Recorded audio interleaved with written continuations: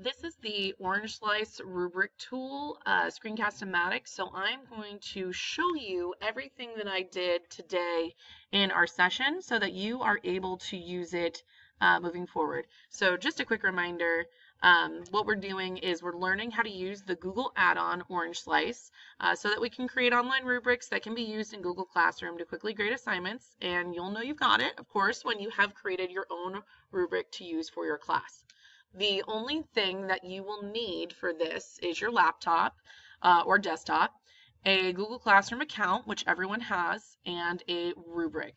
If you join the Google Classroom code that I have right here, the Orange Slice Google Classroom right here, you will have access to all of the links and the downloads that I provided in the class. So I'm just going to immediately jump into how do you set up your own Orange Slice rubric tool. So what I'm going to do is I'm going to go into my Google Drive, and ideally you would want to have a folder for your specific class. So let's just say that I am going to create a folder for my Orange Slice class, pretending that I actually teach an Orange Slice class. And I'm going to create that folder. And the reason that I say you should create a folder is so that later in life, when you want to go back and use this template, let's just say next year, you can easily find it. So I'm going to go in my Orange Slice class folder, and I am going to go to a new Google Doc. So I'm going to click New, and then Google Doc. Now, everyone who was in my session today should have already installed the Google add-on for Orange Slice. So when you click on add-on right here, you should see Orange Slice pop up right here. But just in case you're watching this for the first time and weren't able to make it, what you're going to want to do is go to Google. I know, I just Googled Google. And I am going to type in Orange Slice Google. And it's literally the first thing that pops up right here. So you can click on that, and mine has a green button that says installed, but if you have not installed it, yours is going to have a blue button with a plus sign that says free. You're going to want to click the free plus sign, and then just follow the instructions, click continue, and yes, and allow until it brings you to a Google Doc window and it tells you that it has installed Orange Slice. So now back to here, if we are going to start creating our rubric, we're going to click add-ons, go to Orange Slice, and then score rubric. And it brings up this column over here. I'm going to leave it as descending, which means that the highest grade will be located on the leftmost side of the rubric. And I am going to create my own performance level, meaning what it says right here across the top of your rubric. I'm going to write my own thing here. So I'll create my own. And then all of these categories, so things like ideas, sentence fluency, vocabulary, those are ones that Orange Slice had said, hey, these are things that are used a lot. We're going to give you these options to put into your rubric in case you are interested in using them. We don't need, in this session, we don't necessarily need any of these, but in the future you may want to use them. So what I'm going to say is I've got this one, I'm going to create a blank row. And then create rubric. Now, ideally, if you're doing this, you have a rubric that you actually want to create in real life. I am going to use the one from my Google Classroom class, like I did today, but you, of course, are welcome to use, and this is actually this will work. So you may use any rubric. As long as it looks similar to this in setup, it works perfectly. And even if it doesn't look quite like this, you can still make it work. But what I'm going to do is I'm going to go back to here, and in my rubric I have 4 columns that I will need. I do not need this 5th column, so I'm going to highlight this 5th column and I'm going to delete it. Now on the flip side, let's say you have 10 columns, which is totally fine. You can add a bunch of columns if you want to. You don't need to do this, but I'm just going to show you how it would work. So I'm going to add 4 columns to the right, and now I have 8 columns. So you could have 8 different categories that you're going to grade. But I don't need that for this example, so I'm going to delete those. And now I need a total of 5 rows right now of content. Right now I have 1 row of content, so I'm going to add, I'm going to right click, and I'm going to say insert row below, and I'm going to do that again until I have 5 rows total.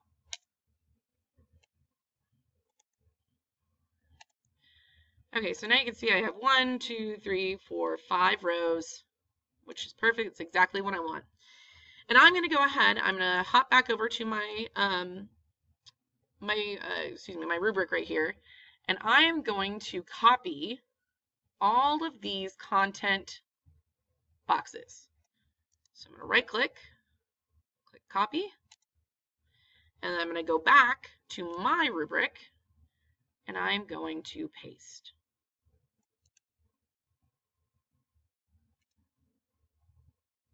And it pastes. Perfect.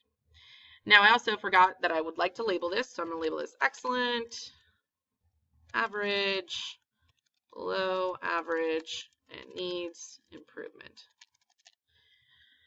And this is my rubric. It's all ready to go. So it's done here. Now I mentioned in the class that it's very important that you do not adjust or redo or edit in any way, shape, or form this cell right here, the one that says rubric categories. And I'll reiterate the reason for that is because if you adjust that cell, and let's say I deleted the S, this program over here, when it runs, it is looking for this cell, exactly this cell, and it knows that once it's found that cell, the rubric begins below and to the right. So please don't mess with that cell. All right, so at this point, you should have a rubric that at least looks like a rubric. Once you are done creating the content of your rubric, you're going to click down here and click Score Rubric on the right.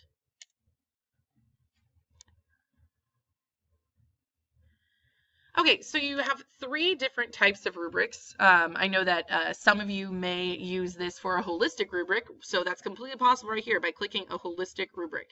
I'm going to be showing you the analysis rubric today. Now, I told you in class that, in my opinion, and you are welcome to do whatever you'd like, but in my opinion, the best way to create your point categories is by literally taking the number of boxes that are here. So, for instance, I would make this 4 points, 3 points, 2 points, 1 point, and then I would count, I've got 1 row, 2 rows, 3 rows, 4 rows, 5 rows. So I would take 4 times 5, and this would be a 20-point assignment. It is the simplest way to use this. And then once I've assigned my points, I want to go to performance points right here. So I did that. I had my assignment points right here, and I clicked right below it, performance points. And then it's telling you, you can create 0 to 4 points. So for excellent, I'm going to make that 4 points. Average is 3 points. Below average is 2 points.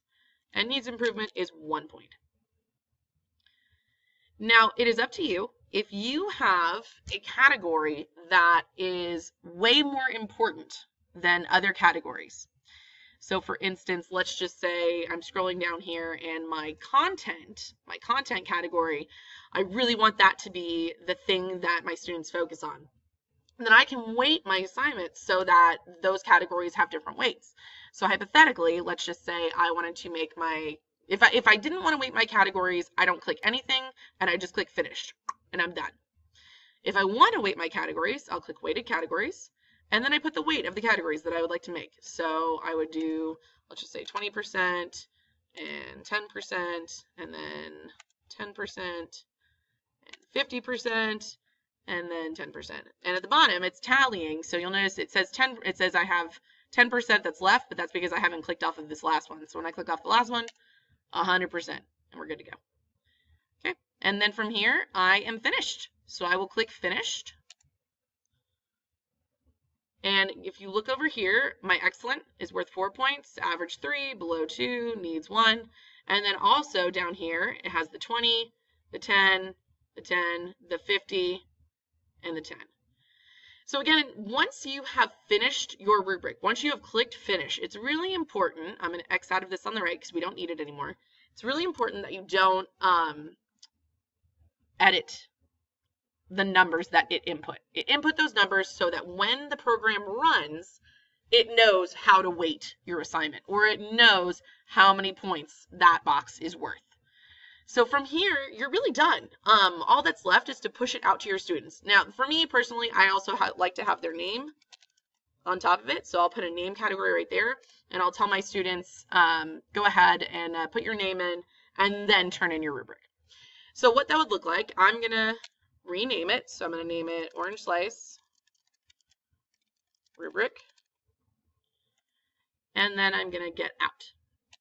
So this is where having some familiarity with Google Classroom is very beneficial.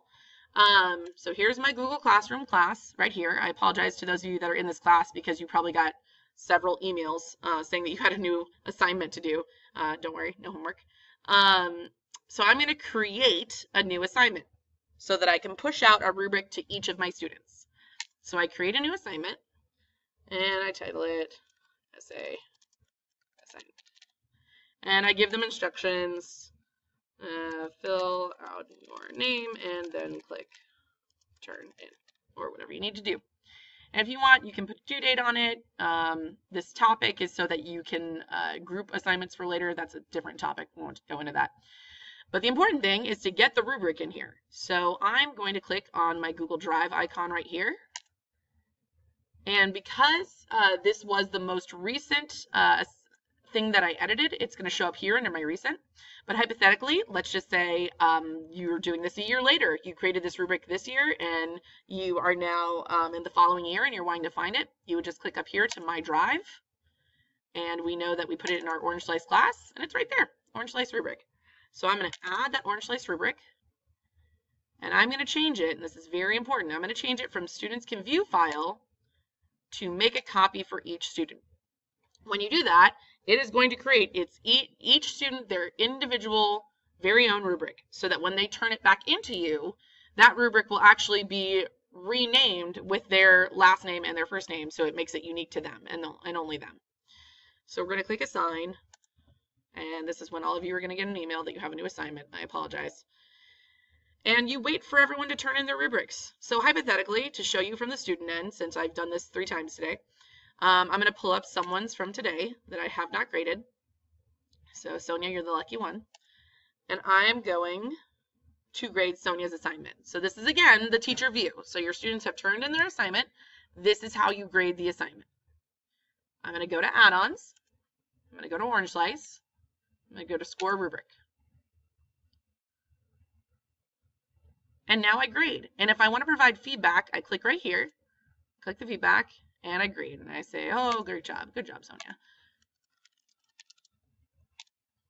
And then here and here.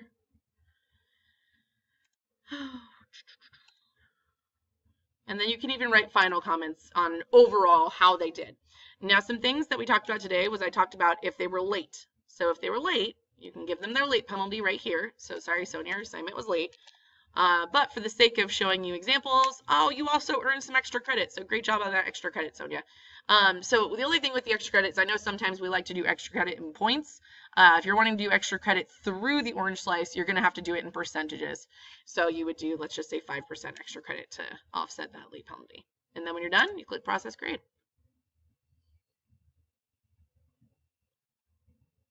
And that's it. So you can X out of this. If you look at the very top where her title is, it tells you that she got an 80. If you look at the very bottom, it tells you my comments. So I told her, great job. And then she got -4 points or 20% and plus 1 point or 5% for whatever she did right and wrong. And that's it. Now, when it comes to grading a lot of different assignments at once, I'm going to show you this very quickly. I'm about to run out of time. You are going to go into your classroom folder.